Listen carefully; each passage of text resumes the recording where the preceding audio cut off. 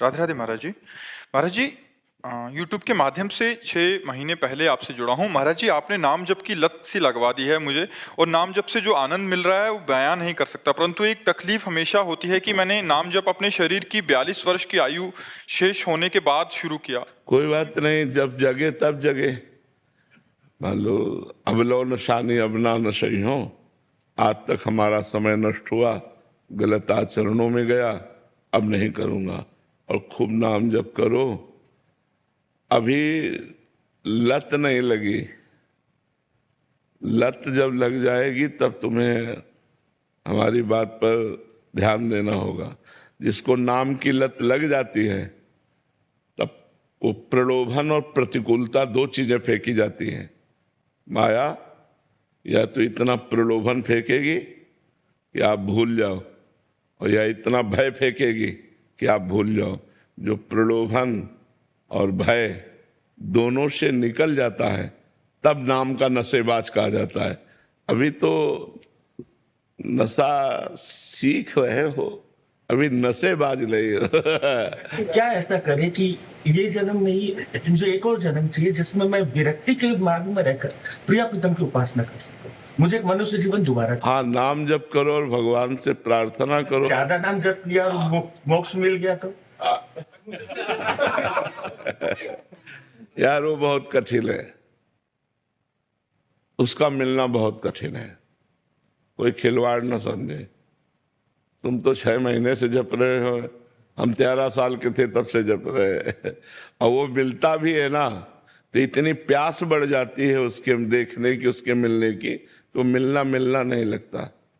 तन मन के बिछुरे नहीं, चाह बढ़े दिन रैन, और कबों संजोग न मानही, देखा ही भरी भरी नैन। ऐसा लगता मैंने कभी देखा ही नहीं, अभी तक मिले ही नहीं। मिले मनो कबों मिले ना। वो ऐसे ठाकुर थोड़ी है, ऐसा रूप थोड़ी कि एक बार देख लिया यार अब हो गया। नहीं, पागल बन जाओगे, प्यासे बन जाओगे, उस रूप के दीवाने बन जाओगे, और यही मांगोगे कि जन्म जन्म हमारा भगवान के नाम में, रूप में, लीला में अनुराग हो। मुझे मोक्ष नहीं चाहिए, मेरा बार बार जन्म हो और मैं भगवान की भक्ति करूं। तो यही हर भक्त मांगता है। खूब नाम जप करो और भगवान से ऐसी प्रार्थना करो, वो करुणा सागर हैं। और इस बार 42 बीत गए, अगली बार जन्म से ही भक्ति प्रारंभ हो जाए और पूरा जीवन भगवान में दे दिया जाए, सर्वोपम बात है। लेकिन धन्य भाग है, कम से कम जग तो गए।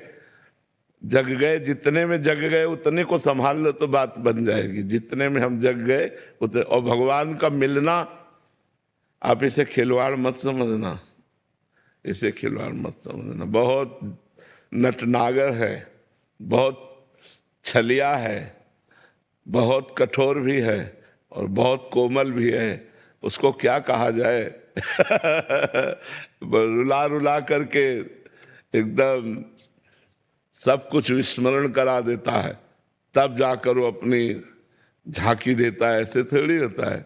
जब झांकी मिल जाती तब तो आग लग गई, तब आग लग गई। पहले चिंगारी थी, फिर ज्वाला बल जाती है, फिर तो हर समय वो जैसे गर्मी है और हमें थोड़ी बर्फ डाल के पानी दिया जाए ठंडा तो अच्छा लगेगा ना, लेकिन बर्फ की सिल्ली पे लिटा दिया जाए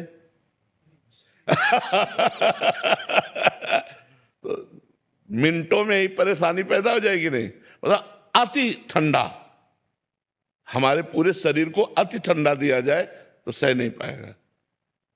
ऐसे अति आनंद, आनंद थोड़ा बूंद टेस्ट आ गया, चुल्लू भर आनंद।